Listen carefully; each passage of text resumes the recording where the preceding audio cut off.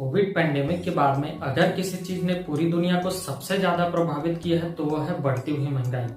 आखिर पूरी दुनिया में ऐसा क्या हो गया कि महंगाई पूरी दुनिया की सरकारों के लिए एक चिंता का सबब बन गई।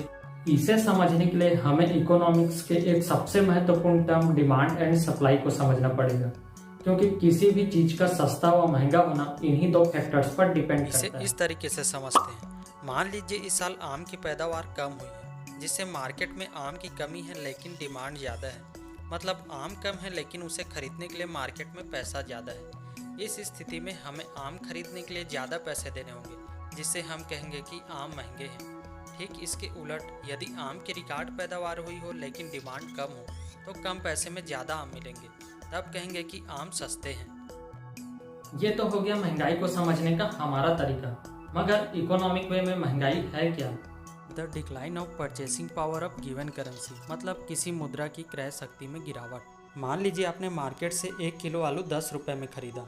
अगले दिन आलू की कीमतों में 10 रुपये की वृद्धि हो गई। तब क्या आपको 10 रुपये में 1 किलो आलू मिलेंगे?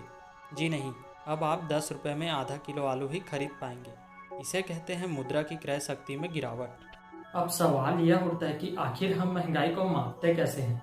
इसका निर्धारण किस तरीके से करते हैं? किसी भी प्रोडक्ट का प्राइस प्रोडक्शन के बाद तब तक बढ़ता रहता है जब तक कि वह कस्टमर तक नहीं पहुंच जाता। ज्यादातर देशों में महंगाई को मापने के लिए 2 इंडेक्स का यूज किया जाता है। पहला है WPI यानी कि होलसेल प्राइस इंडेक्स, और दूसरा है CPI यानी कि कंज्यूमर प्राइस इंडेक्स।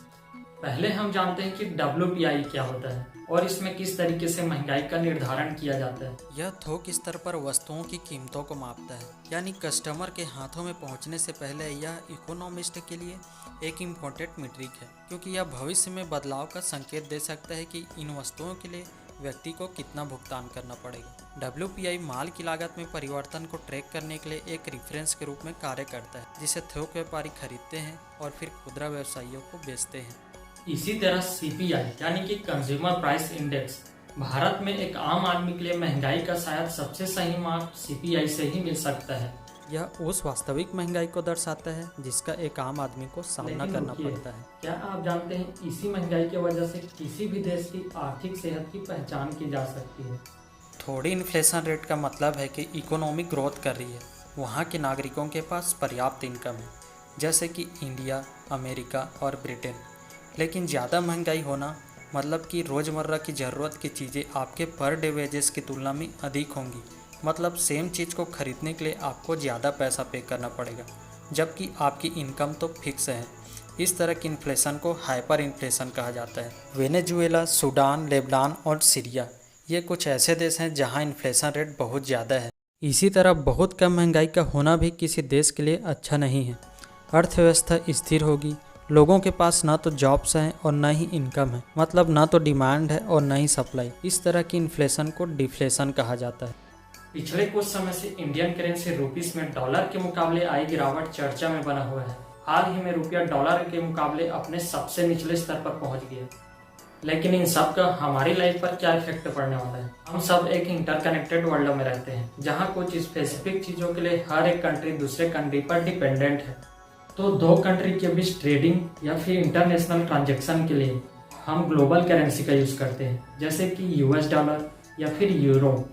किसी भी करेंसी की वैल्यू मार्केट में उस करेंसी की डिमांड और सप्लाई से तय होती है। यह इस चीज़ पर डिपेंड करता है कि हम विदेशों से कितना इंपोर्ट करा रहे हैं व कितना एक्सपोर्ट कर रहे हैं। रसिया यूक्रेन कॉन्फ्लिक्ट के कारण इंटरनेशनल मार्केट में क्रूड ऑयल की कीमत बढ़ने से तथा डॉलर के महंगे होने से रुपये की सप्लाई इंटरनेशनल मार्केट में बढ़ गई है, जिससे रुपया गिरने लगा है।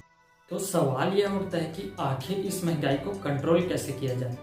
हर देश का एक सेंट्रल बैंक होता है जिसका काम मॉनेटरी पॉलिसी को लागू करना, करेंसी में उतार चढ़ाव को ट्रैक करना और महंगाई को कम करना है। इंडिया में यह काम RBI यानी कि रिजर्व बैंक ऑफ इंडिया का है। 5 मई को RBI ने रेपो रेट में 50 बेसिस पॉइंट की बढ़ोतरी की। इससे रेपो रेट बढ़कर 5.4% हो गया। इससे पहले RBI ने मई और जून में भी रेपो रेट में बढ़ोतरी की। यह रेपो रेट वही रेट है जिस रेट पर RBI देश की कमर्शियल बैंकों को लोन देते हैं। अब अगर बैंकों को ही लोन महंगा मिलेगा तो बैंक भी इंटरेस्ट रेट में बढ़ोतरी करेंगे, जिससे लोन लेना महंगा हो जाएगा, जिससे लोग कम लोन लेना प्रीफर करेंगे और गैर जरूरी खर्चों में कटौती करने लगेंगे, जिससे मार्केट में प्रोडक्ट्स के डिमांड कम होने से डिमांड और सप्लाई का एक ऐसा चेन रिएक्शन शुरू होगा जिससे कीमतें कम होने लगेंगी और महंगाई भी।